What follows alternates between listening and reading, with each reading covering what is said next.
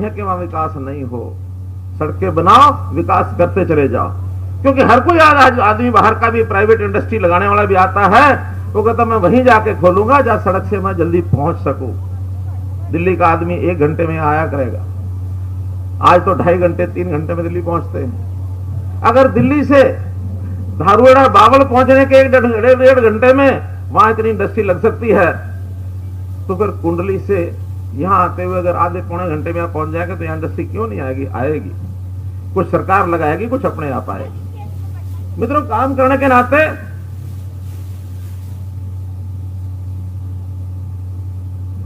बहुत बढ़िया कथूरा गांव कहते हैं कि 2000 किले जमीन देने के लिए तैयार हैं आईएमटी के लिए। मैं अगर 2000 एकड़ कथूरा देने के लिए तैयार है तो निश्चित रूप से कथूरा कोई पहली प्राथमिकता रखेंगे, में कोई दिक्कत नहीं, कोई दिक्कत नहीं। कथूरा की समस्याएं भी मुझे बताई गई। यहाँ का किसान कितना परेशान है। वर्षा आती है, बहुत सा इलाका ऐसा है जब पानी भर जाता है और पानी भरने के बाद वहां पर किसान को परेशानी होती है, खड़ी फसल खराब हो जाती है, अगली फसल बो नहीं सकते। इस बार तो हमने टेम्परेरी व्यवस्था करके और वहां का पानी की निकासी खूब कराई है। मैं आपको वादा करता हूं, पूरा सोनीपत जिला हमने योजना बना ली है ये कि ये समस्याएं आगे आने नहीं देंगे। पहली बात तो पानी आएगा, जितना जमीन के अंदर डाल सकेंगे उतना जमीन में डालेंगे रिचार्जिंग के लिए। बचा पानी चाहे आपकी ड्रेन के माध्यम से, चाहे नई ड्रेन बनानी पड़े, हर खेत तक जो पानी खड़ा होता है वो सारा ड्रेन के माध्यम से बाहर जाएगा। किसी किसान को समस्या नहीं आने देंगे। हम लोगों ने किसान की बात हमेशा आगे रखी है। मुआवजा, कोई भी किसान का नुकसान हुआ है उसमें मुआवजे में ये सरकार पूरे प्रदेश में हजारों करोड़ रुपए बांट चुकी है। अगर निजामपुर के लोग यहां बैठे हों, कोई है निजामपुर का बैठा हुआ? दूर है गांव निजामपुर क्या? यहां से दूर है। मुझे याद है कि इस विधानसभा के निजामपुर गांव में चेक बांटने के लिए मैं आया था और 8-10 करोड़ रुपया उस गांव के लोगों को मुआवजा मिला था, निजामपुर के लोगों को। तो इसलिए हर गांव के अंदर यहां सैकड़ों यानी 10-10, 20-20, 50-50 करोड़ का मुआवजा भी उनको मिला है, चाहे वो प्रधानमंत्री फसल बीमा योजना में मिला हो और चाहे हरियाणा सरकार ने दिया हो। हरियाणा सरकार 12,000 रुपया मुआवजा देती है, जबकि पिछली सरकारें 1800, 2000, 2500, आखिरी उनका 5000 था। हमने 5000 से सीधा एकदम 12,000 रुपए किया। पिछले मित्रों, किसान की कोई नुकसान होने की कभी कोई गुंजाइश होती है, हम उसको पूरा करते हैं। सब्जियां भावांतर भरपाई योजना में कि नफा हो तो सारा, घाटा हो तो सरकार का, मंडी में जाके बेच जाओ, सड़क पर फेंकने की जरूरत नहीं है। और हमने भावांतर भरपाई योजना से सब्जियों का ये लागू कर दिया। 19 सब्जियां ऐसी हैं। संयोग से अभी तो सब्जियां काफी महंगी हो गई हैं। किसान को तो फायदा ही है, पब्लिक को चाहे उसका परेशानी है, किसान को तो फायदा है। लेकिन कभी सस्ती हो जाए तो उसका लागत मूल्य तक किसान को जरूर मिलेगा, ये गारंटी हमने उसमें ली है। किसान आसानी से अपनी फसलों को ठीक से बेच सके, मुआवजे में उसको समस्या ना आए, बैंकों से झगड़े ना हो, कंपनियों से झगड़े ना हो। हर एक किसान का लेखा जोखा, मेरी फसल मेरा ब्यौरा। अब सो बड़ौदा जिमनी चोण ਨੂੰ ਲੈ ਕੇ ਪ੍ਰਚਾਰ ਜ਼ੋਰਾਂ ਤੇ ਹਰ ਪਾਰਟੀ ਵੱਲੋਂ ਤਾਕਤ ਚੁੱਕੀ ਜਾ ਰਹੀ ਹੈ। ਇਸ ਵੇਲੇ ਮਨੋਹਰ ਲਾਲ ਜਿਹੜੇ ਕਿ ਹਰਿਆਣਾ ਦੇ ਮੁੱਖ ਮੰਤਰੀ ਨੇ, ਉਹਨਾਂ ਦੇ ਵੱਲੋਂ ਯੋਗੇਸ਼ਵਰ ਦੱਤ ਬੀਜੇਪੀ ਜਿਹੜੇ ਉਮੀਦਵਾਰ ਨੇ ਬੜੌਦਾ ਤੋਂ, ਉਹਨਾਂ ਦੇ ਹੱਕ ਦੇ ਵਿੱਚ ਚੋਣ ਪ੍ਰਚਾਰ ਕੀਤਾ ਜਾ ਰਿਹਾ ਹੈ, ਰੈਲੀ ਨੂੰ ਸੰਬੋਧਨ ਕੀਤਾ ਜਾ ਰਿਹਾ। ਰੁਕ ਕਰਦੇ ਹਾਂ ਅਗਲੀ ਵੱਡੀ ਖਬਰ ਦਾ। ਵੱਧਦੇ ਹਵਾ ਪ੍ਰਦੂਸ਼ਣ ਨੂੰ ਲੈ ਕੇ ਕੇਂਦਰ ਸਖਤ ਨਜ਼ਰ ਆ ਰਿਹਾ ਹੈ। ਕੇਂਦਰ ਵੱਲੋਂ ਨਵਾਂ ਆਰਡੀਨੈਂਸ ਲਿਆਂਦਾ ਗਿਆ ਹੈ। ਆਰਡੀਨੈਂਸ ਤਹਿਤ 18 ਮੈਂਬਰੀ ਕਮਿਸ਼ਨ ਬਣਾਇਆ ਜਾਵੇਗਾ ਹਵਾ ਪ੍ਰਦੂਸ਼ਣ ਦੇ ਨਾਲ ਨਜਿੱਠਣ ਦੇ ਲਈ, ਜਿਸ ਦੇ ਵੱਲੋਂ ਸੁਝਾਅ ਦਿੱਤੇ ਜਾਣਗੇ। ਪਰਾਲੀ ਇੰਡਸਟਰੀ ਦੇ ਨਾਲ ਪ੍ਰਦੂਸ਼ਣ ਦਾ ਵੀ ਅਧਿਐਨ ਇਸ ਕਮਿਸ਼ਨ ਦੇ ਵੱਲੋਂ ਕੀਤਾ ਜਾਵੇਗਾ। ਹਵਾ ਪ੍ਰਦੂਸ਼ਣ ਦੇ ਮਾਮਲਿਆਂ ਦਾ ਖੁਦ ਕਮਿਸ਼ਨ ਦੇ ਵੱਲੋਂ ਨੋਟਿਸ ਲਿਆ ਜਾਵੇਗਾ। ਨਿਯਮ ਤੋੜਨ ਵਾਲਿਆਂ ਤੇ 1 ਕਰੋੜ ਤੱਕ ਦਾ ਜੁਰਮਾਨਾ ਲੱਗ ਸਕਦਾ ਹੈ। ਉੱਥੇ ਦੋਸ਼ੀਆਂ ਨੂੰ 5 ਸਾਲ ਤੱਕ ਦੀ ਸਜ਼ਾ ਵੀ ਕਮਿਸ਼ਨ ਦੇ ਵੱਲੋਂ ਸੁਣਾਈ ਜਾ ਸਕਦੀ ਹੈ। ਕਮਿਸ਼ਨ ਦੇ ਹੁਕਮਾਂ ਨੂੰ ਸਿਰਫ एनजीटी ਦੇ ਵਿੱਚ ਹੀ ਚੁਣੌਤੀ ਦਿੱਤੀ ਜਾ ਸਕੇਗੀ। ਕਮਿਸ਼ਨ 'ਚ ਪੰਜਾਬ, ਹਰਿਆਣਾ, ਦਿੱਲੀ, ਰਾਜਸਥਾਨ, यूपी ਦੇ ਅਧਿਕਾਰੀ ਸ਼ਾਮਲ ਹੋਣਗੇ। ਸੋ ਸਾਡੇ ਨਾਲ ਸੀਨੀਅਰ ਵਕੀਲ ਨਗਿੰਦਰ ਜੀ ਜੁੜੇ ਹੋਏ ਨੇ। ਤੁਹਾਡਾ ਸਰ ਬਹੁਤ ਬਹੁਤ ਸਵਾਗਤ ਹੈ ਨਿਊਜ਼ 18 ਪੰਜਾਬ, ਹਰਿਆਣਾ, ਹਿਮਾਚਲ ਤੇ। ਆਪਣੇ ਆਪ ਦੇ ਵਿੱਚ ਕੇਂਦਰ ਸਰਕਾਰ ਦੇ ਵੱਲੋਂ ਇੱਕ ਵੱਡਾ ਫੈਸਲਾ ਕਿਹਾ ਜਾ ਸਕਦਾ ਹੈ, ਕਿਉਂਕਿ ਪ੍ਰਦੂਸ਼ਣ ਦਾ ਇੱਕ ਵੱਡਾ ਮੁੱਦਾ ਹੈ। ਖਾਸ ਤੌਰ ਤੇ ਇਸ ਸੀਜ਼ਨ ਦੇ ਵਿੱਚ, ਇਹਨਾਂ ਦਿਨਾਂ ਦੇ ਵਿੱਚ ਇਹ ਮਾਮਲਾ ਗਰਮਾਉਂਦਾ ਹੈ। ਜਦੋਂ ਪੰਜਾਬ ਦੀ ਗੱਲ ਕਰਾਂ, ਪਰਾਲੀ ਨੂੰ ਅੱਗ ਦੇ ਹਵਾਲੇ ਕਰਦੇ ਨੇ ਤੇ ਸਿੱਧੇ ਤੌਰ ਤੇ ਦਿੱਲੀ ਸਰਕਾਰ ਦੇ ਵੱਲੋਂ, ਦਿੱਲੀ ਵੱਲੋਂ ਪੰਜਾਬ ਦੇ ਕਿਸਾਨਾਂ ਨੂੰ, ਪੰਜਾਬ ਨੂੰ ਜ਼ਿੰਮੇਵਾਰ ਠਹਿਰਾਇਆ ਜਾਂਦਾ। ਇਹਨਾਂ ਦਿਨਾਂ ਦੇ ਵਿੱਚ ਦਿੱਲੀ ਦੀ ਆਬੋ ਹਵਾ ਬਹੁਤ ਖਰਾਬ ਨਜ਼ਰ ਆਉਂਦੀ ਹੈ। ਤੁਸੀਂ ਇੱਕ ਸੀਨੀਅਰ ਵਕੀਲ ਹੋਣ ਦੇ ਨਾਤੇ ਜਿਹੜਾ ਕੇਂਦਰ ਸਰਕਾਰ ਦੇ ਵੱਲੋਂ ਫੈਸਲਾ ਲਿਆ ਗਿਆ ਹੈ, ਆਰਡੀਨੈਂਸ ਲਿਆਂਦਾ ਗਿਆ, 18 ਮੈਂਬਰੀ ਕਮਿਸ਼ਨ ਜਿਹੜਾ ਉਸ ਦਾ ਗਠਨ ਕੀਤਾ ਜਾਵੇਗਾ, ਇੱਕ ਬਹੁਤ ਸਖਤ ਸਜ਼ਾ ਦੀ ਵੀ ਇਸ ਦੇ ਵਿੱਚ ਤਜਵੀਜ਼ ਹੋਵੇਗੀ, ਤੁਸੀਂ ਇਸ ਫੈਸਲੇ ਨੂੰ ਕਿਵੇਂ ਵੇਖਦੇ ਹੋ? ਇਹ ਜਿਹੜਾ ਫੈਸਲਾ ਇਹਨਾਂ ਨੇ ਕਮਿਸ਼ਨ ਫਾਰ 에ਅਰ ਕੁਆਲਿਟੀ ਬਣਾਇਆ ਐਨਸੀਆਰ ਦੇ ਵਿੱਚ, ਮੈਨੇਜਮੈਂਟ ਤੇ ਰੀਜਨਲ ਜਿਹੜੇ ਨਾਲ ਦੇ ਐਡਜੋਇਨਿੰਗ ਏਰੀਆਜ਼ ਨੇ, ਜਿਨ੍ਹਾਂ ਦੇ ਵਿੱਚ ਤੁਸੀਂ ਜ਼ਿਕਰ ਕੀਤਾ ਪੰਜਾਬ, ਹਰਿਆਣਾ, ਯੂਪੀ, ਰਾਜਸਥਾਨ ਤੇ ਦਿੱਲੀ ਆਉਂਦਾ ਹੈ, ਤੇ ਇਹ ਜਿਹੜਾ ਨਿਯਮ ਲਿਆਂਦਾ ਗਿਆ ਇਹਦੇ ਵਿੱਚ ਕਾਫੀ ਚੀਜ਼ਾਂ ਹੈਗੀਆਂ ਨੇ, ਉਹਨਾਂ ਨੂੰ ਰੈਗੂਲੇਸ਼ਨਸ ਦੀ ਅੱਗੇ ਪਾਵਰ ਦਿੱਤੀਆਂ ਨੇ। ਉਹ ਰੈਗੂਲੇਸ਼ਨਸ ਦੇ ਵਿੱਚ ਦੇਖਦੇ ਆ ਜਿਹੜੇ ਪੁਰਾਣੇ ਆਰਡਰਸ ਨੇ ਐਨਜੀਟੀ ਦੇ ਸੁਪਰੀਮ ਕੋਰਟ ਦੇ, ਜਿਵੇਂ ਪੰਜਾਬ ਦੇ ਵਿੱਚ ਪਰਾਲੀ ਸਾੜਨਾ ਬੈਨ ਹੈਗਾ ਤੇ ਪੰਜਾਬ ਦੇ ਵਿੱਚ ਪਰਾਲੀ ਸਾੜਨ ਦੇ ਉੱਤੇ ਪਹਿਲਾਂ ਐਨਜੀਟੀ ਤੇ ਸੁਪਰੀਮ ਕੋਰਟ ਦਾ ਆਰਡਰ ਆਇਆ ਸੀ ਕਿ ਤੁਸੀਂ ਉਹਨਾਂ ਨੂੰ, ਕਿਸਾਨਾਂ ਨੂੰ ਇਕਵਿਪਮੈਂਟਸ ਦਿਓ, ਉਹਨਾਂ ਨੂੰ ਇਕਵਿਪਮੈਂਟਸ ਦੇਣ ਤੋਂ ਬਾਅਦ ਉਹਨਾਂ ਦੇ ਉੱਤੇ ਜੁਰਮਾਨੇ ਲਾ ਸਕਦੇ ਹੋ, ਤੇ ਉਹਨਾਂ ਨੇ ਕੈਟੇਗਰੀ ਵਾਈਜ਼ ਵੰਡਤਾ ਸੀਗਾ ਕਿ ਇੰਨੇ ਕਿੱਲੇ ਵਾਲੇ ਕਿਸਾਨ ਨੂੰ ਤੁਸੀਂ ਇੰਨਾ ਜੁਰਮਾਨਾ ਲਾ ਸਕਦੇ ਹੋ, ਇੰਨੀ ਸਬਸਿਡੀ ਦਓਗੇ। ਤੇ ਹੁਣ ਅੱਜ ਦੀ ਡੇਟ ਦੇ ਵਿੱਚ ਇਹ ਜਿਹੜਾ ਕਮਿਸ਼ਨ ਆ ਗਿਆ ਹੈ, ਇਹ ਕਮਿਸ਼ਨ ਦੇ ਹਿਸਾਬ ਨਾਲ ਇਹ ਹੈ ਕਿ ਵੀ ਜੇ ਕਿਤੇ ਅੱਗ ਲੱਗੇਗੀ, ਕਿਉਂਕਿ ਪੰਜਾਬ ਦੇ ਵਿੱਚ ਬੈਨ ਹੈ ਪਰਾਲੀ ਸਾੜਨਾ, ਹਰਿਆਣਾ ਦੇ ਵਿੱਚ ਵੀ ਬੈਨ ਹੈ, ਜੇ ਅੱਗ ਲੱਗੇਗੀ 5 ਸਾਲ ਦੀ ਸਜ਼ਾ ਹੈ ਨਾਲ ਹੀ 1 ਜੁਰਮਾਨਾ ਹੈ। ਇਹਨੂੰ ਹੁਣ ਕਿਹੜੇ ਮਾਪਦੰਡਾਂ ਨਾਲ ਨਾਪਣਗੇ, ਕਿਵੇਂ ਉਹ ਇਸ ਚੀਜ਼ ਦਾ ਅੱਗੇ ਕਮਿਸ਼ਨ ਅਫੈਂਸ ਲੈਂਦਾ ਹੈ, ਕੀ ਕਿਹੜੇ ਤਰੀਕੇ ਨਾਲ ਇਹ ਕਮਿਸ਼ਨ ਚੱਲਦਾ ਹੈ, ਇਹ ਹੁਣ ਅੱਗੇ ਚੱਲ ਕੇ ਦੇਖਿਆ ਜਾਏਗਾ। ਤੇ ਕੌਣ-ਕੌਣ ਬੰਦੇ ਹੋਣਗੇ ਜਿਹੜੇ ਕਮਿਸ਼ਨ ਨੂੰ ਚਲਾਣਗੇ। ਇਹਨਾਂ ਦਾ ਆਰਡਰ ਜਿਹੜਾ ਹੈਗਾ ਐਨਜੀਟੀ ਦੇ ਵਿੱਚ ਅਪੀਲੇਬਲ ਹੈ।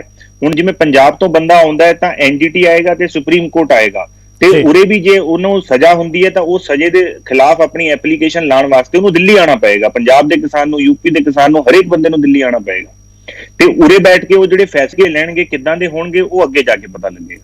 ਅੱਛਾ ਨਗਿੰਦਰ ਜੀ, ਗੱਲ ਪ੍ਰਦੂਸ਼ਣ ਕੀਤੀ ਜਾਵੇ। ਪ੍ਰਦੂਸ਼ਣ ਦੇ ਲਈ ਸਿੱਧੇ ਤੌਰ ਤੇ ਪਰਾਲੀ ਸਾੜਨ ਨੂੰ ਤਾਂ ਜ਼ਿੰਮੇਵਾਰ ਠਹਿਰਾ ਨਹੀਂ ਸਕਦੇ, ਨਾ ਹੀ ਇਕੱਲੀ ਇੰਡਸਟਰੀ ਨੂੰ ਜ਼ਿੰਮੇਵਾਰ ਠਹਿਰਾ ਸਕਦੇ ਆ। ਜੇਕਰ ਇਸ ਕਮਿਸ਼ਨ ਦੀ ਗੱਲ ਕੀਤੀ ਕੀਤਾ ਜਾਵੇਗਾ ਹਰ ਪੱਖ ਤੋਂ, ਇਸ ਕਮਿਸ਼ਨ ਦਾ ਜਦੋਂ ਕਮਿਸ਼ਨ ਵੱਲੋਂ ਅਧਿਐਨ ਕੀਤਾ ਜਾਵੇਗਾ ਕਿਹੜੇ-ਕਿਹੜੇ ਪ੍ਰਦੂਸ਼ਣ ਦੇ ਕਾਰਨ ਨੇ, ਉਸ ਦੇ ਵਿੱਚ ਕਿਹੜੇ-ਕਿਹੜੇ ਪੈਰਾਮੀਟਰਸ ਹੋਣਗੇ, ਜਾਂ ਤੁਹਾਨੂੰ ਕੀ ਲੱਗਦਾ ਹੈ ਕਿ ਜਿਹੜੀ ਮੁੱਖ ਵਜ੍ਹਾ ਹੈ, ਵੱਡਾ ਕਾਰਨ ਹੈ ਜਿਹੜਾ ਪ੍ਰਦੂਸ਼ਣ ਫੈਲਣ ਦਾ, ਉਹ ਤੁਸੀਂ ਕੀ ਮੰਨਦੇ ਹੋ? ਕਿਉਂਕਿ ਦਿੱਲੀ ਸਰਕਾਰ ਹਰ ਵੇਲੇ ਹੀ ਕਿਸਾਨਾਂ ਨੂੰ ਜ਼ਿੰਮੇਵਾਰ ਠਹਿਰਾਉਂਦੀ ਹੈ, ਪਰਾਲੀ ਸਾੜਨ ਨੂੰ ਜ਼ਿੰਮੇਵਾਰ ਠਹਿਰਾਉਂਦੀ ਹੈ, ਸਿਆਸਤ ਵੀ ਹਰ ਵਾਰ ਹੁੰਦੀ ਹੈ, ਪਰ ਮਸਲੇ ਦਾ ਹੱਲ ਨਹੀਂ ਨਿਕਲਦਾ। ਕਿਸਾਨਾਂ ਦੀ ਗੱਲ ਕੀਤੀ ਜਾਵੇ ਤਾਂ ਕਿਸਾਨ ਇਸ ਪਿੱਛੇ ਆਪਣੀ ਮਜਬੂਰੀ ਦੱਸਦੇ ਨੇ। ਕਿਸਾਨਾਂ ਦਾ ਇਹ ਕਹਿਣਾ ਹੈ ਕਿ ਜਿਸ ਪੱਧਰ ਤੇ ਸਰਕਾਰ ਦੇ ਵੱਲੋਂ ਬਾਂਹ ਫੜਨੀ ਚਾਹੀਦੀ ਹੈ, ਉਹ ਸਰਕਾਰ ਵੱਲੋਂ ਬਾਂਹ ਨਹੀਂ ਫੜੀ ਜਾਂਦੀ, ਇਸ ਕਰਕੇ ਮਜਬੂਰਨ ਉਹਨਾਂ ਨੂੰ ਪਰਾਲੀ ਨੂੰ ਅੱਗ ਦੇ ਹਵਾਲੇ ਕਰਨਾ ਪੈਂਦਾ ਹੈ। ਕਿਸਾਨਾਂ ਦੀ ਆਪਣੀ ਪ੍ਰੋਬਲਮ ਹੈ, ਕਿਉਂਕਿ 10 ਤੋਂ 15 ਦਿਨ ਦੀ ਵਿੰਡੋ ਹੁੰਦੀ ਹੈ ਜਿਹਦੇ ਵਿੱਚ ਉਹਨਾਂ ਨੇ ਦੂਸਰੀ ਫਸਲ ਵੀ ਲਾਉਣੀ ਹੁੰਦੀ ਹੈ, ਤੇ ਉਹ ਇਸ ਨੂੰ ਰੱਖ ਕੇ ਕਿੱਥੇ ਲੈ ਕੇ ਜਾਣ, ਉਹਨਾਂ ਕੋਲ ਕੋਈ ਉਸ ਚੀਜ਼ ਦਾ ਰਸਤਾ ਨਹੀਂ, ਉਹਦਾ ਕੋਈ ਉਪਰਾਲਾ ਨਹੀਂ ਨਿਕਲਿਆ। ਤੇ ਮੇਰੇ ਹਿਸਾਬ ਨਾਲ ਜਿਹੜਾ 에ਅਰ ਪੋਲੂਸ਼ਨ ਹੈਗਾ, 에ਅਰ ਪੋਲੂਸ਼ਨ ਦੇ ਜੋ ਕੰਟਰੀਬਿਊਸ਼ਨਸ ਹੈਗੇ ਨੇ, ਉਹ ਇੱਕ ਤੇ ਵਹੀਕੂਲਰ ਪੋਲੂਸ਼ਨ ਹੈਗਾ, ਇੰਡਸਟਰੀਅਲ ਪੋਲੂਸ਼ਨ ਹੈਗਾ, ਤੇ ਕੰਸਟਰਕਸ਼ਨ ਪੋਲੂਸ਼ਨ ਹੈਗਾ। ਇਹ ਸਾਰੀਆਂ ਚੀਜ਼ਾਂ ਦੇ ਉੱਤੇ, ਤੇ ਉਹ ਤੋਂ ਬਾਅਦ ਜਿਹੜੇ ਇਲੀਗਲੀ ਬੈਂਕੁਏਟਸ ਚੱਲਦੇ ਨੇ, ਇਲੀਗਲੀ ਰੈਸਟੋਰੈਂਟਸ ਚੱਲਦੇ ਨੇ, ਇਲੀਗਲ ਐਕਟੀਵਿਟੀਜ਼ ਹੁੰਦੀਆਂ ਨੇ ਜਿਹੜੀਆਂ ਬੈਨ ਨੇ। ਹੁਣ ਦਿੱਲੀ ਦੇ ਵਿੱਚ ਸੁਪਰੀਮ ਕੋਰਟ ਦੇ ਵਿੱਚ ਐਫੀਡੇਵਿਟ ਫਾਈਲ ਹੈ ਕਿ ਦਿੱਲੀ ਦੇ ਅੰਦਰ, ਦਿੱਲੀ ਸਰਕਾਰ ਦੇ ਥੱਲੇ 1,500 ਤੋਂ ਉੱਤੇ ਇੰਡਸਟਰੀ ਇਲੀਗਲੀ ਚੱਲ ਰਹੀ ਹੈ, ਫੈਕਟਰੀਆਂ ਚੱਲ ਰਹੀਆਂ ਨੇ। तो मेन पोल्यूशन ਉਹਨਾਂ ਦਾ ਵੀ ਹੈ। ਇਹ ਸਾਰੀਆਂ ਚੀਜ਼ਾਂ ਜਦੋਂ ਪਰਾਲੀ ਨੂੰ ਅੱਗ ਲਾਉਨੇ ਆ ਆਪਾਂ, ਉਸ ਟਾਈਮ ਕੀ ਹੁੰਦਾ, ਇਹ ਸਾਰੀਆਂ ਚੀਜ਼ਾਂ ਇਕੱਠੀਆਂ ਹੁੰਦੀਆਂ ਨੇ। ਸਿਰਫ ਕੱਲਾ ਮੈਂ ਇਹ ਮੰਨਦਾ ਕਿ ਕੱਲਾ ਸਿਰਫ ਪਰਾਲੀ ਨੂੰ ਇਹਦੇ ਵਾਸਤੇ ਕਹਿਣਾ ਕਿ ਪਰਾਲੀ ਕਰਕੇ ਦਿੱਲੀ ਦੇ ਵਿੱਚ ਪੋਲੂਸ਼ਨ ਹੁੰਦਾ, ਮੈਂ ਹਮੇਸ਼ਾ ਕੋਰਟਸ ਦੇ ਵਿੱਚ ਵੀ ਆਈ ਸਟੈਂਡ ਲੱਤਾ ਹੈ ਕਿ ਇਹ ਕੰਬਾਈਨਡ ਪੋਲੂਸ਼ਨ ਹੈਗਾ, ਕਿਉਂਕਿ ਸਰਦੀ ਹੁੰਦੀ ਹੈ, ਮੌਸਮ ਏਦਾਂ ਦਾ ਹੁੰਦਾ ਹੈ, ਉਹ ਪਾਰਟੀਕਲਸ ਨੂੰ PM 2.5 ਨੂੰ ਥੱਲੇ ਬਿਠਾ ਲੈਂਦਾ, ਹਵਾ ਨਹੀਂ ਚੱਲ ਰਹੀ ਹੁੰਦੀ, ਇਸ ਕਰਕੇ ਉਹ ਕ੍ਰਾਸ ਨਹੀਂ ਹੁੰਦਾ। ਤਾਂ ਇਸ ਕਰਕੇ ਲੈਵਲ ਵੱਧ ਜਾਂਦਾ। ਤੁਹਾਨੂੰ ਲੱਗਦਾ ਹੈ ਕਿ ਜਿਹੜਾ ਆਰਡੀਨੈਂਸ ਲਿਆਂਦਾ ਹੈ, ਜਿਹੜਾ ਕਮਿਸ਼ਨ ਬਣਾਉਣ ਦਾ ਫੈਸਲਾ ਲਿਆ, ਤੁਹਾਨੂੰ ਲੱਗਦਾ ਹੈ ਕਿ ਇਸ ਕਮਿਸ਼ਨ ਦੇ ਨਾਲ, ਇਸ ਫੈਸਲੇ ਦੇ ਨਾਲ ਸਮੱਸਿਆ ਦਾ ਹੱਲ ਹੋਵੇਗਾ, ਜਾਂ ਇਸ ਤੋਂ ਇਲਾਵਾ ਹੋਰ ਵੀ ਕੋਈ ਟਰੈਕ ਹੋਣਾ ਚਾਹੀਦਾ, ਜਾਂ ਹੋਰ ਕਿਸੇ ਟਰੈਕ ਤੇ ਵੀ ਸਰਕਾਰ ਨੂੰ ਚੱਲਣ ਦੀ ਜ਼ਰੂਰਤ ਹੈ? ਮੇਰੇ ਹਿਸਾਬ ਨਾਲ ਜਿਵੇਂ ਕਮਿਸ਼ਨ ਇਹਨੂੰ ਪਾਵਰਸ ਬਹੁਤ ਜ਼ਿਆਦਾ ਦੇ ਦਿੱਤੀਆਂ ਨੇ ਕਮਿਸ਼ਨ ਨੂੰ, ਹੁਣ ਜਿਨ੍ਹਾਂ ਦੇ ਹੱਥਾਂ 'ਚ ਇਹ ਕਮਿਸ਼ਨ ਆਉਂਦਾ ਹੈ, ਇਹ ਚੀਜ਼ ਉਹਨਾਂ ਤੇ ਬਹੁਤ ਡਿਪੈਂਡ ਕਰਦੀ ਹੈ ਕਿ ਵੀ ਕਿੱਦਾਂ ਦੇ ਡਿਸੀਜਨ ਉਹ ਲੈਂਦੇ ਨੇ, ਤੇ ਕਿੰਨਾ ਇੰਡਸਟਰੀਜ਼ ਦੇ ਖਿਲਾਫ, ਕਿੰਨਾ ਵਹੀਕੂਲਰ ਪੋਲੂਸ਼ਨਸ ਦੇ ਖਿਲਾਫ ਕੀ ਐਕਸ਼ਨ ਲੱਤੇ ਜਾਂਦੇ ਨੇ, ਉਹਦੇ ਹਿਸਾਬ ਨਾਲ ਆਪਾਂ ਨੂੰ ਪਤਾ ਲੱਗੇਗਾ। ਹਲੇ ਆਪਾਂ ਨਹੀਂ ਕਹਿ ਸਕਦੇ ਕਿ ਵੀ ਕੀ ਇਹਦਾ ਇਫੈਕਟ ਰਹੇਗਾ ਜਾਂ ਨਹੀਂ ਰਹੇਗਾ। ਜਿਹੜੀ ਇਹਨਾਂ ਨੇ ਪੁਰਾਣੀਆਂ ਕਮੇਟੀਆਂ ਨੇ ਸਾਰੀਆਂ ਖਤਮ ਕਰ ਦਿੱਤੀਆਂ ਇਸ ਆਰਡੀਨੈਂਸ ਤੋਂ ਬਾਅਦ, ਤੇ ਹੁਣ ਜਿਹੜੀਆਂ ਪੁਰਾਣੀਆਂ ਕਮੇਟੀਆਂ ਸੀਗੀਆਂ, ਜਿਵੇਂ ਮੋਨੀਟਰਿੰਗ ਕਮੇਟੀ ਸੀਗੀ ਦਿੱਲੀ ਦੇ ਵਿੱਚ, ਸੀਲਿੰਗ ਚੱਲ ਰਹੀ ਸੀਗੀ, ਉਹ ਖਤਮ ਹੋ ਗਈ ਹੈ। ਹੁਣ ਇਹ ਸੀਲਿੰਗ ਨੂੰ ਬਰਕਰਾਰ ਰੱਖਦੇ ਨੇ, ਸੀਲਿੰਗ ਨੂੰ ਹਟਾਉਂਦੇ ਨੇ, ਕਿਉਂਕਿ ਉਹਦਾ ਬਹੁਤ ਇਫੈਕਟ ਆਏਗਾ ਪੋਲੂਸ਼ਨ ਦੇ ਉੱਤੇ। ਜੀ ਠੀਕ ਹੈ ਨਗਿੰਦਰ ਜੀ, ਤੁਹਾਡਾ ਬਹੁਤ ਬਹੁਤ ਧੰਨਵਾਦ। ਤੁਸੀਂ ਸਾਡੇ ਨਾਲ ਜੁੜੇ, ਤੁਸੀਂ ਆਪਣਾ ਇੱਕ ਤਰਕ ਰੱਖਿਆ, ਤੁਸੀਂ ਸੀਨੀਅਰ ਵਕੀਲ ਹੋ, ਤੁਸੀਂ ਆਪਣੇ ਹਿਸਾਬ ਦੇ ਨਾਲ ਇਸ ਕਮਿਸ਼ਨ ਦੇ ਬਾਰੇ ਜਾਣਕਾਰੀ ਦਿੱਤੀ, ਤੁਹਾਡਾ ਬਹੁਤ ਬਹੁਤ ਧੰਨਵਾਦ। ਸੋ ਵੱਧਦੇ ਹਵਾ ਪ੍ਰਦੂਸ਼ਣ ਨੂੰ ਲੈ ਕੇ ਕੇਂਦਰ ਸਖਤ ਨਜ਼ਰ ਆ ਰਿਹਾ ਹੈ। ਇੱਕ ਵੱਡਾ ਫੈਸਲਾ ਲਿਆ ਗਿਆ ਹੈ, ਨਵਾਂ ਆਰਡੀਨੈਂਸ ਲਿਆਂਦਾ ਗਿਆ ਹੈ। ਆਰਡੀਨੈਂਸ ਦੇ ਤਹਿਤ 18 ਮੈਂਬਰੀ ਕਮਿਸ਼ਨ ਦਾ ਗਠਨ ਕੀਤਾ ਜਾਵੇਗਾ। ਹਵਾ ਪ੍ਰਦੂਸ਼ਣ ਦੇ ਨਾਲ ਨਜਿੱਠਣ ਦੇ ਲਈ ਇਸ ਦੇ ਵੱਲੋਂ ਸੁਝਾਅ ਦਿੱਤੇ ਜਾਣਗੇ। ਪਰਾਲੀ ਇੰਡਸਟਰੀ ਦੇ ਨਾਲ ਪ੍ਰਦੂਸ਼ਣ ਦਾ ਵੀ ਅਧਿਐਨ ਕੀਤਾ ਜਾਵੇਗਾ। ਸੋ ਰੁਕ ਕਰਦੇ ਹਾਂ ਅਗਲੀ ਵੱਡੀ ਖਬਰ ਦਾ। ਗੱਲ ਪੰਜਾਬ ਦੀ ਕੀਤੀ ਜਾਵੇ ਤਾਂ ਕਈ ਤਰ੍ਹਾਂ ਦੀਆਂ ਅਜਿਹੀਆਂ ਘਟਨਾਵਾਂ ਸਾਹਮਣੇ ਆ ਰਹੀਆਂ ਨੇ ਜਿਹੜੀਆਂ ਕਿ ਕਾਨੂੰਨ ਵਿਵਸਥਾ ਤੇ ਵੀ ਕਈ ਤਰ੍ਹਾਂ ਦੇ ਸਵਾਲ ਖੜੇ ਕਰਦੀਆਂ ਨੇ। ਉੱਥੇ ਮਹਿਲਾਵਾਂ ਦੀ ਸੁਰੱਖਿਆ ਨੂੰ ਲੈ ਕੇ ਵੀ ਸਵਾਲ ਖੜੇ ਹੁੰਦੇ ਨੇ। ਪੰਜਾਬ 'ਚ ਬਲਾਤਕਾਰ ਦੀਆਂ ਘਟਨਾਵਾਂ ਦੇ ਵਿੱਚ ਲਗਾਤਾਰ ਵਾਧਾ ਹੋ ਰਿਹਾ ਹੈ। ਟਾਂਡਾ ਤੋਂ ਬਾਅਦ ਹੁਣ ਬਰਨਾਲਾ ਦੇ ਵਿੱਚ ਮਾਸੂਮ ਦੇ ਨਾਲ ਰੇਪ ਦਾ ਮਾਮਲਾ ਸਾਹਮਣੇ ਆਇਆ ਹੈ। ਪਿੰਡ ਦਾਨਗੜ੍ਹ ਦੇ ਵਿੱਚ 4 ਸਾਲਾ ਮਾਸੂਮ ਦੇ ਨਾਲ ਬਲਾਤਕਾਰ ਕੀਤਾ ਗਿਆ। ਬਲਾਤਕਾਰ ਦੇ ਇਲਜ਼ਾਮ ਗੁਆਂਢ ਦੇ ਵਿੱਚ ਰਹਿੰਦੇ ਲੜਕੇ ਤੇ ਲੱਗੇ ਨੇ। ਮੁਲਜ਼ਮ ਬੱਚੀ ਨੂੰ ਵਰਗਲਾ ਕੇ ਆਪਣੇ ਘਰ ਲਿਆ ਗਿਆ, ਉਸ ਨੂੰ ਹੈਵਾਨੀਅਤ ਦਾ ਸ਼ਿਕਾਰ ਬਣਾਇਆ ਗਿਆ ਤੇ ਮੌਕੇ ਤੇ ਫਰਾਰ ਹੋ ਗਿਆ। ਹਾਲਾਂਕਿ ਹੁਣ ਪੁਲਿਸ ਨੇ ਮੁਲਜ਼ਮ ਨੂੰ ਗ੍ਰਿਫਤਾਰ ਕਰ ਲਿਆ, ਪਰ ਆਪਣੇ ਆਪ ਦੇ ਵਿੱਚ ਸਵਾਲ ਪੈਦਾ ਹੋਣੇ ਸੁਭਾਵਿਕ ਨੇ ਕਿ ਲਗਾਤਾਰ ਵੱਖ-ਵੱਖ ਜਗ੍ਹਾਵਾਂ ਤੇ ਅਜਿਹੀਆਂ ਘਟਨਾਵਾਂ ਸਾਹਮਣੇ ਆ ਰਹੀਆਂ ਨੇ। ਪਹਿਲਾਂ ਟਾਂਡਾ ਦੇ ਵਿੱਚ ਇੱਕ 6 ਸਾਲ ਦੀ ਮਾਸੂਮ ਬੱਚੀ ਦੇ ਨਾਲ ਪਹਿਲਾਂ ਬਲਾਤਕਾਰ ਕੀਤਾ ਜਾਂਦਾ, ਉਸ ਤੋਂ ਬਾਅਦ 'ਚ ਉਸ ਬੱਚੀ ਨੂੰ ਅੱਗ ਦੇ ਹਵਾਲੇ ਕਰ ਦਿੱਤਾ ਜਾਂਦਾ, ਇੰਨੀ ਦਰਦਨਾਕ ਮੌਤ ਦਿੱਤੀ ਜਾਂਦੀ ਹੈ। ਤੇ ਹੁਣ ਬਰਨਾਲਾ ਦੇ ਵਿੱਚ ਇੱਕ ਮਾਸੂਮ ਦੇ ਨਾਲ ਬਲਾਤਕਾਰ ਕੀਤਾ ਗਿਆ। ਤੇ ਬਹੁਤ ਹੀ ਮਾੜੀ ਗੱਲ ਹੋਈ ਹੈ, ਬੜੀ ਸ਼ਰਮਨਾਕ ਘਟਨਾ ਹੈਗੀ ਹੈ ਤੇ ਪੁਲਿਸ ਪ੍ਰਸ਼ਾਸਨ ਆਪਣੇ ਵੱਲੋਂ ਸਖਤ ਤੋਂ ਸਖਤ ਕਾਨੂੰਨ ਮੁਤਾਬਕ ਕਾਰਵਾਈ ਕੀਤੀ ਜਾ ਰਹੀ ਹੈ ਸਾਡੇ ਵੱਲੋਂ। ਤਾਂ ਲੜਕੀ ਇਸ ਵੇਲੇ ਸਟੇਬਲ ਹੈਗੀ ਹੈ, ਉਹ ਜੁਵੀਨਾਈਲ ਹੈ, ਤਾਂ ਉਹਨੂੰ ਅਸੀਂ ਐਪਰੀਹੈਂਡਡ ਕਰ ਲਿਆ ਹੈ, ਉਹਦਾ ਮੈਡੀਕਲ ਹੋ ਰਿਹਾ। ਇਸ ਤੋਂ ਬਾਅਦ ਜੱਜ ਸਾਹਿਬ ਦੇ ਕੋਲ ਪੇਸ਼ ਕਰਾਂਗੇ। ਅੱਗੇ ਅਸੀਂ ਸਾਡੀ ਇਹੀ ਰਹੇਗੀ ਵੀ ਜਲਦੀ ਤੋਂ ਜਲਦੀ ਚਲਾਨ ਟੂ ਕੋਟ ਕੀਤਾ ਜਾਵੇ। 376 AB ਪੋਕਸੋ 6 ਤੇ SC। ਇਸੇ ਖਬਰ ਤੇ ਜ਼ਿਆਦਾ ਜਾਣਕਾਰੀ ਲਈ ਬਰਨਾਲਾ ਤੋਂ ਮੇਰੇ ਸਹਿਯੋਗੀ ਆਸ਼ੀਸ਼ ਸ਼ਰਮਾ ਜੁੜੇ ਹੋਏ ਨੇ। ਜੀ ਆਸ਼ੀਸ਼, ਇਸ ਤੋਂ ਪਹਿਲਾਂ ਟਾਂਡਾ ਦੇ ਵਿੱਚ 6 ਸਾਲ ਦੀ ਮਾਸੂਮ ਬੱਚੀ ਦੇ ਨਾਲ ਬਲਾਤਕਾਰ ਕੀਤਾ ਗਿਆ, ਦਰਦਨਾਕ ਮੌਤ ਦਿੱਤੀ ਗਈ। ਹੁਣ ਬਰਨਾਲਾ ਦੇ ਵਿੱਚ 4 ਸਾਲਾ ਮਾਸੂਮ ਬੱਚੀ ਦੇ ਨਾਲ ਬਲਾਤਕਾਰ ਕੀਤਾ ਗਿਆ। ਹਾਲਾਂਕਿ ਮੁਲਜ਼ਮ ਨੂੰ ਗ੍ਰਿਫਤਾਰ ਕਰ ਲਿਆ ਗਿਆ। ਹੁਣ ਤੱਕ ਕੀ ਕੋਈ ਜਾਣਕਾਰੀ ਨਿਕਲ ਕੇ ਸਾਹਮਣੇ ਆਈ ਹੈ, ਕੀ ਖੁਲਾਸਾ ਹੋ ਸਕਿਆ ਹੈ, ਹੁਣ ਤੱਕ ਪੁਲਿਸ ਨੂੰ ਕੀ ਕਿਉਂ ਮਿਲਿਆ? ਜੀ ਪਰਮਿੰਦਰ, ਜਿਵੇਂ 4 ਸਾਲ ਦੀ ਬੱਚੀ ਨਾਲ ਜੇ ਕੱਲ ਬਰਨਾਲਾ ਦੇ ਪਿੰਡ ਵਿੱਚ ਦਾਨਗੜ੍ਹ ਪਿੰਡ ਵਿੱਚ ਜੇ ਬਲਾਤਕਾਰ ਦੀ ਘਟਨਾ ਸਾਹਮਣੇ ਆਈ ਹੈ, ਉਹ ਬੱਚੀ ਨੂੰ ਮੈਡੀਕਲ ਵਾਸਤੇ ਹਸਪੀਟਲ ਲਿਆਤਾ ਗਿਆ ਸੀ, ਮੈਡੀਕਲ ਹੋ ਗਿਆ ਹੈ, ਪਰ ਬੱਚੀ ਨੂੰ ਹਸਪੀਟਲ ਵਿੱਚ ਹੀ ਰੱਖਿਆ ਗਿਆ ਹੈ। ਹਾਲਾਂਕਿ ਪੰਜਾਬ ਸਰਕਾਰ ਵੱਲੋਂ ਉਹਨਾਂ ਦੇ ਪੰਜਾਬ ਕਾਂਗਰਸ ਦੇ ਮੀਤ ਪ੍ਰਧਾਨ ਕੇਵਲ ਸਿੰਘ ਢਿੱਲੋਂ ਨੂੰ ਵੀ ਅੱਜ ਉੱਥੇ ਉਹਨਾਂ ਨੇ ਪਹੁੰਚੇ, ਉਹਨਾਂ ਨੇ ਵੀ ਕਿਹਾ ਕਿ ਸਾਰਾ ਖਰਚਾ ਜੋ ਹੋਊਗਾ ਸਰਕਾਰ ਵੱਲੋਂ ਕੀਤਾ ਜਾਊਗਾ ਤੇ ਸਖਤ ਤੋਂ ਸਖਤ ਸਜ਼ਾ ਦਿੱਤੀ ਜਾਊਗੀ। ਪਰ ਇਸ ਨੂੰ ਦੇਖਦੇ ਹੋਏ ਹਾਲਾਂਕਿ ਪੁਲਿਸ ਕਹਿ ਰਹੀ ਹੈ ਕਿ ਅਸੀਂ ਦੋਸ਼ੀ ਨੂੰ ਗ੍ਰਿਫਤਾਰ ਕਰ ਲਿਆ, ਪਰ ਉਹ ਨਾਬਾਲਿਗ ਦੱਸਿਆ ਜਾ ਰਿਹਾ ਹੈ ਤੇ ਉਹਨੂੰ ਗ੍ਰਿਫਤਾਰ ਤਾਂ ਕਰ ਲਿਆ ਗਿਆ। ਪੁਲਿਸ ਨੇ ਕੁਝ ਹੀ ਸਮੇਂ ਬਾਅਦ ਸ਼ਾਇਦ ਉਹਨੂੰ ਹੁਣ ਕੋਰਟ 'ਚ ਪੇਸ਼ ਕਰਨਗੇ। ਮੈਡੀਕਲ ਹੋ ਚੁੱਕਿਆ ਉਹਦਾ।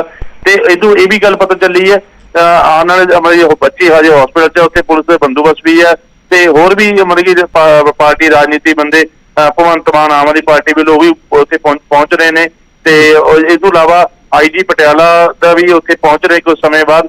ਪਰ ਹਾਲਾਂਕਿ ਦੇਖਣਾ ਹੋਊਗਾ ਕਿ ਵੱਡੀ ਗੱਲ ਇਹ ਹੈ ਕਿ ਦੋਸ਼ੀ ਨੂੰ ਗ੍ਰਿਫਤਾਰ ਤਾਂ ਕਰ ਲਿਆ, ਪਰ ਸਾਰਿਆਂ ਦੀ ਇੱਕੋ ਹੀ ਗੱਲ ਹੈ ਕਿ ਇਹ ਦੋਸ਼ੀ ਦੇ ਸਖਤ ਕਾਰਵਾਈ ਕਰਕੇ ਇਹਦੇ ਐਕਸ਼ਨ ਲਿੱਤਾ ਜਾਵੇ। ਹਾਲਾਂਕਿ ਪੁਲਿਸ ਦਾ ਇਹ ਵੀ ਕਹਿਣਾ ਹੈ ਕਿ ਅਸੀਂ ਪੁੱਛਤਾਛ ਕਰ ਰਹੇ ਹਾਂ ਕਿ ਇਹਦੇ ਨਾਲ ਜਿਹੜਾ ਲੜਕਾ ਸੀ ਕਿ ਉਸ ਟਾਈਮ ਤੇ ਕਿ ਕੌਣ ਘਰੇ ਸੀ ਤੇ ਕੀ ਗੱਲ ਹੋਈ ਸੀ, ਸਾਰੀ ਇਹਦੀ ਹਜੇ ਜਾਣਕਾਰੀ ਹਜੇ ਪੁਲਿਸ ਦਾ ਕਹਿਣਾ ਹੈ ਪੁੱਛਤਾਛ ਦੇ ਬਾਅਦ ਅੱਗੇ ਅਗਲੀ ਜਾਣਕਾਰੀ ਦਿੱਤੀ ਜਾਊਗੀ। ਜੀ ਠੀਕ ਹੈ ਆਸ਼ੀਸ਼, ਫਿਲਹਾਲ ਦੀ ਪੂਰੀ ਜਾਣਕਾਰੀ ਤੁਹਾਡਾ ਬਹੁਤ ਬਹੁਤ ਧੰਨਵਾਦ। ਅਪਡੇਟ ਫਿਰ ਤੁਹਾਡਾ ਰੁਖ ਕਰਾਂਗੇ। ਸੋ ਬਰਨਾਲਾ ਤੋਂ ਇਹ ਵੱਡੀ ਖਬਰ ਸਾਹਮਣੇ ਆਈ, ਇੱਥੇ ਇੱਕ 4 ਸਾਲ ਦੀ ਮਾਸੂਮ ਦੇ ਨਾਲ ਬਲਾਤਕਾਰ ਕੀਤਾ ਗਿਆ। ਪਿੰਡ ਦਾਨਗੜ੍ਹ ਦੇ ਵਿੱਚ ਇੱਕ 4 ਸਾਲ ਦੀ ਮਾਸੂਮ ਹੈਵਾਨੀਅਤ ਦੀ ਸ਼ਿਕਾਰ ਹੋਈ। ਬਲਾਤਕਾਰ ਦੇ ਇਲਜ਼ਾਮ ਗੁਆਂਢ ਦੇ ਵਿੱਚ ਰਹਿੰਦੇ ਹੀ ਲੜਕੇ ਤੇ ਲੱਗੇ ਨੇ। ਹਾਲਾਂਕਿ ਮੁਲਜ਼ਮ ਨੂੰ ਪੁਲਿਸ ਵੱਲੋਂ ਗ੍ਰਿਫਤਾਰ ਕਰ ਲਿਆ ਗਿਆ।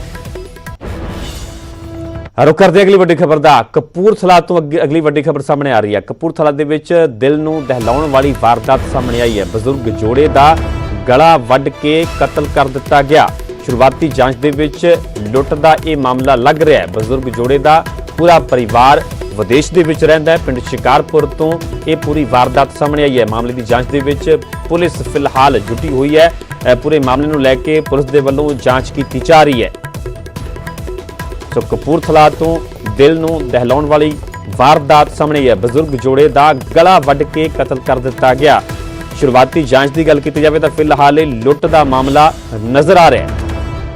ਬੋਰੇ ਉੱਤੇ 2 ਦਿੱਤੇ ਹੋਏ ਤੇ ਭਾਊ ਦੇ ਵੀ ਉੱਤੇ 2 ਬੋਰੇ ਦਿੱਤੇ ਹੋਏ ਸੀ ਤੇ ਜਦੋਂ ਮੈਂ ਦੇਖਿਆ ਇੱਧਰ ਨੂੰ ਤਾਂ ਮੈਂ ਕਿਹਾ ਇਹ ਕੋਈ ਕੰਮ ਮਾੜਾ ਹੋ ਗਿਆ। ਮੈਂ ਉਰੇ ਆ ਕੇ ਚਾਰ ਕਰ ਮੈਂ ਉਰਾਂ ਆਇਆ ਤੇ ਜਦੋਂ ਇੱਥੇ ਆਇਆ ਤੇ ਇੱਥੇ ਖੂਨ ਵਗਦਾ ਸੀ। ਫਿਰ ਮੈਂ ਦੁਬਾਰਾ ਉਸੇ ਪੈਰੀ ਭੱਜ ਗਿਆ ਆਪਦੇ ਭਰਾ ਦੇ ਘਰ ਤੇ ਭਾਊ ਮੇਰਾ ਠੀਕ ਨਹੀਂ ਤੇ ਭਾਬੀ ਨੂੰ ਮੈਂ ਕਿਹਾ ਭਾਬੀ ਭੱਜ ਕੇ ਆਈ ਪਤਾ ਨਹੀਂ ਕੀ ਆ। ਉਹ ਆਏ ਆ ਅਸੀਂ ਦੋਵੇਂ ਨੇ ਦੇਖਿਆ ਤੇ ਇਹ ਕਤਲ ਹੋਏ ਸੀ। ਸਾਨੂੰ ਹੁਣੇ ਇਤਲਾਹ ਮਿਲੀ ਸੀ ਫੋਨ ਤੇ ਕਿ ਇਦਾਂ ਜੇ ਘਰ 'ਚ ਦਾਖਲ ਹੋ ਗਏ ਜੋਗਿੰਦਰ ਸਿੰਘ ਦੇ ਜਿਹੜਾ ਉਹਦੇ ਘਰ ਆਏ ਤੇ ਦੋਵਾਂ ਦੀ ਡੈਥ ਹੋ ਗਈ। ਰਾਤ ਬੰਦੇ ਕੋਈ ਆਏ ਅਜੇ ਮੌਕੇ ਤੇ ਪਹੁੰਚੇ ਆ, ਤਸਦੀਕ ਕਰਦੇ ਆ ਕੀ ਗੱਲਬਾਤ ਹੈ। ਸ਼ੁਰੂਆਤੀ ਕੀ ਲੱਗਦਾ ਜੀ? ਹਾਂਜੀ ਸ਼ੁਰੂਆਤ ਇਹ ਲੱਗਦਾ ਵੀ ਇਹਨਾਂ ਦੀ ਕੋਈ ਲਾਗਤਬਾਜ਼ੀ ਵੀ ਹੈਗੀ ਆ ਤੇ ਬਾਕੀ ਜਿਹੜਾ ਕੋਈ ਲੁੱਟ ਖੋਹ ਦਾ ਵੀ ਮਾਮਲਾ ਹੋ ਸਕਦਾ। ਅਗਲੀ ਵੱਡੀ ਖਬਰ ਮੂਰਥਲ ਤੋਂ ਸਾਹਮਣੇ ਆ ਰਹੀ ਹੈ। ਮੂਰਥਲ ਦੇ ਢਾਬੇ ਦੇ ਵਿੱਚ ਹੋਈ ਗੁੰਡਾਗਰਦੀ ਦੇ ਵਿੱਚ ਹੁਣ ਨਵਾਂ ਮੋੜ ਆ ਗਿਆ ਹੈ। ਘਟਨਾ ਦੀ ਇੱਕ ਹੋਰ ਵੀਡੀਓ ਸਾਹਮਣੇ ਆਈ ਹੈ। ਖਾਣਾ ਖਾਣ ਆਏ ਨੌਜਵਾਨਾਂ ਨੇ ਪਹਿਲਾਂ ਹਮਲਾ ਕੀਤਾ ਸੀਗਾ। ਵੀਡੀਓ ਦੇ ਵਿੱਚ ਵੇਟਰਾਂ ਦੇ ਨਾਲ ਬਹਿਸ ਕਰਦੇ ਹੋਏ ਨੌਜਵਾਨ ਨਜ਼ਰ ਆ ਰਹੇ ਨੇ। ਕੱਲ ਵੇਟਰਾਂ ਦੇ ਵੱਲੋਂ ਨੌਜਵਾਨਾਂ ਦੇ ਨਾਲ ਕੁੱਟਮਾਰ ਦੀ ਵੀਡੀਓ ਸਾਹਮਣੇ ਆਈ ਸੀ, ਪਰ ਹੁਣ ਇਸ ਦੇ ਵਿੱਚ ਇੱਕ ਵੀਡੀਓ ਸਾਹਮਣੇ ਆਉਣ ਤੋਂ ਬਾਅਦ 'ਚ ਪੂਰੇ ਮਾਮਲੇ 'ਚ ਨਵਾਂ ਮੋੜ ਸਾਹਮਣੇ ਆ ਗਿਆ ਹੈ। ਖਾਣਾ ਖਾਣ ਆਏ ਨੌਜਵਾਨਾਂ ਨੇ ਪਹਿਲਾਂ ਹੰਗਾਮਾ ਕੀਤਾ। ਵੀਡੀਓ ਦੇ ਵਿੱਚ ਵੇਟਰਾਂ ਦੇ ਨਾਲ ਬਹਿਸ ਕਰਦੇ ਹੋਏ ਇਹ ਨੌਜਵਾਨ ਇਹਨਾਂ ਤਸਵੀਰਾਂ ਦੇ ਵਿੱਚ ਸਾਫ਼ ਤੌਰ ਤੇ ਵੇਖੇ ਜਾ ਸਕਦੇ ਨੇ।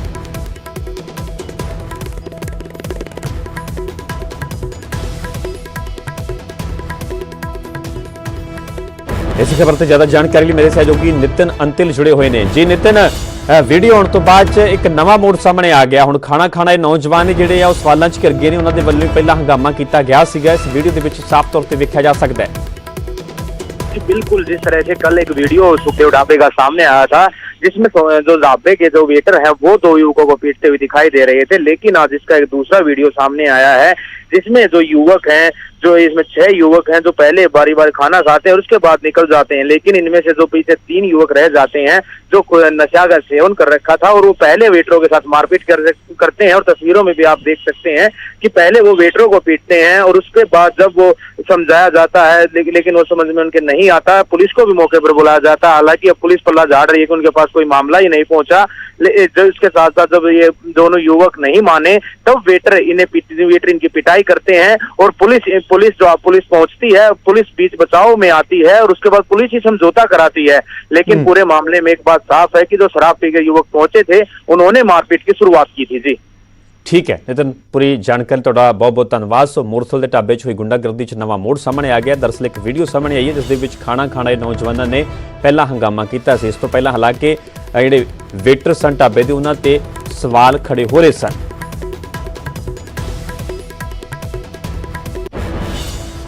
ਅਗਲੀ ਖਬਰ ਸੋਨੀਪਤ ਤੋਂ। ਸੋਨੀਪਤ ਦੇ ਵਿੱਚ ਬਦਮਾਸ਼ਾਂ ਦੀ ਸ਼ਰੇਆਮ ਗੁੰਡਾਗਰਦੀ ਵੇਖਣ ਨੂੰ ਮਿਲੀ ਹੈ। ਦਿਨ ਦਿਹਾੜੇ ਇੱਕ ਘਰ ਦੇ ਬਾਹਰ ਫਾਇਰਿੰਗ ਕੀਤੀ ਗਈ। ਹਰਿਆਣਵੀ ਗਾਇਕ ਦੇ ਘਰ ਦੇ ਬਾਹਰ ਫਾਇਰਿੰਗ ਕੀਤੀ ਗਈ। ਗਾਇਕ ਸੁਮਿਤ ਗੋਸਵਾਮੀ ਦੇ ਘਰ ਦੇ ਬਾਹਰ ਫਾਇਰ ਕੱਢੇ ਗਏ ਸ਼ਰੇਆਮ।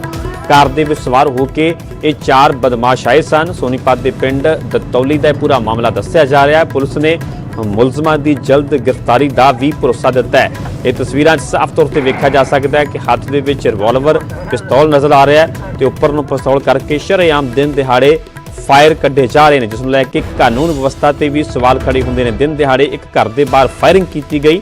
ਹਰਿਆਣਵੀ ਗਾਇਕ ਦੇ ਘਰ ਦੇ ਬਾਹਰ ਇਹ ਫਾਇਰਿੰਗ ਕੀਤੀ ਜਿਹੜੀ ਦੱਸੀ ਜਾ ਰਹੀ ਹੈ। ਗਾਇਕ ਸੁਮਿਤ ਗੋਸਵਾਮੀ ਦੇ ਘਰ ਦੇ ਬਾਹਰ ਸ਼ਰੇਆਮ ਇਹਨਾਂ ਬਦਮਾਸ਼ਾਂ ਦੇ ਵੱਲੋਂ ਫਾਇਰ ਕੱਢੇ ਜਾ ਰਹੇ ਨੇ। ਬ੍ਰੇਕ ਤੋਂ ਬਾਅਦ ਸਾਰੇ ਦਰਸ਼ਕਾਂ ਦਾ ਸਵਾਗਤ ਹੈ। ਹੁਣ ਗੱਲ ਇੱਕ ਅਜਿਹੇ ਬਿਲਡਰ ਦੀ ਜਿਸ ਤੇ ਪੁਲਿਸ ਵਾਲਿਆਂ ਦੇ ਨਾਲ ਹੀ ਧੋਖਾਧੜੀ ਦੇ ਇਲਜ਼ਾਮ ਲੱਗੇ ਨੇ। ਰਿਟਾਇਰਡ ਪੁਲਿਸ ਅਧਿਕਾਰੀਆਂ ਮੁਤਾਬਿਕ ਬਿਲਡਰ ਨੇ 5 ਸਾਲ ਬਾਅਦ ਵੀ ਜ਼ਮੀਨ ਨਹੀਂ ਦਿੱਤੀ ਤੇ ਦੂਜੇ ਪਾਸੇ ਬਿਲਡਰ ਨੇ ਇਲਜ਼ਾਮਾਂ ਨੂੰ ਬੇਬੁਨਿਆਦ ਦੱਸਿਆ। ਬਿਲਡਰ ਦੇ ਝਾਂਸੇ 'ਚ ਲੁੱਟ ਗਏ ਪੁਲਿਸ ਵਾਲੇ। ਨਾ 2 ਗਜ਼ ਦੀ ਜ਼ਮੀਨ ਮਿਲੀ ਤੇ ਨਾ ਹੀ ਮਿਲੇ ਪੈਸੇ।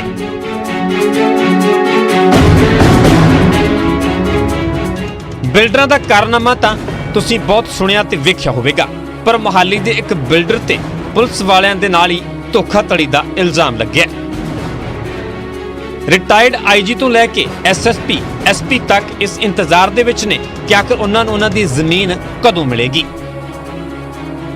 ਨਿਊਜ਼ 18 ਦੇ ਨਾਲ ਗੱਲਬਾਤ 'ਚ ਰਿਟਾਇਰਡ ਪੁਲਿਸ ਅਫਸਰਾਂ ਨੇ ਪੀਸੀਐਲ ਦੇ ਮਾਲਕ ਜਗਜੀਤ ਸਿੰਘ ਤੇ ਧੋਖਾਧੜੀ ਦੇ ਇਲਜ਼ਾਮ ਲਗਾਏ ਨੇ। ਇਨ੍ਹਾਂ ਮੁਤਾਬਿਕ 2015 ਦੇ ਵਿੱਚ ਹੀ ਨਿਊ ਮੁੱਲਾਪੁਰ ਦੀ ਸੁਸਾਇਟੀ 'ਚ ਜ਼ਮੀਨ ਦੇਣ ਦਾ ਭਰੋਸਾ ਦਿੱਤਾ ਗਿਆ ਸੀ, ਪਰ ਪੈਸੇ ਦੇਣ ਦੇ ਬਾਅਦ ਵੀ ਉਹਨਾਂ ਦੇ ਹੱਥ ਕੁਝ ਨਹੀਂ ਲੱਗਿਆ। ਇਹ ਜੀ ਤਕਰੀਬਨ 111 ਕਰੋੜ ਕੁਛ ਹੈ। ਠੀਕ ਹੈ, ਉਹ ਪੈਸਾ ਜਮ੍ਹਾਂ ਹੋਇਆ ਵਾ ਉਦੋਂ ਦਾ। ਠੀਕ ਹੈ, ਅੱਜ ਤੱਕ ਉੱਥੇ ਕੋਈ ਡਿਵੈਲਪਮੈਂਟ ਨਹੀਂ ਹੋਈ। ਠੀਕ ਹੈ, ਖਾਸ ਤੌਰ ਤੇ ਜਿਹੜੇ 4-500 ਹਜ਼ਾਰ ਗਜ ਦੇ ਪਲਾਟ ਆ ਉੱਥੇ ਤਾਂ ਇੱਕ ਇੱਟ ਵੀ ਨਹੀਂ ਲੱਗੀ। ਠੀਕ ਹੈ। ਜਿਹੜੇ ਦੂਜੇ ਪਲਾਟ ਨੇ 150 ਗਜ ਵਾਲੇ 200 ਵਾਲੇ, ਉਹ ਇੱਕ ਪੱਠਾ ਸੀ, ਲੋ ਲਾਇੰਗ ਏਰੀਆ। ਹੁਣ ਗੱਲ ਕਰਾਂਗੇ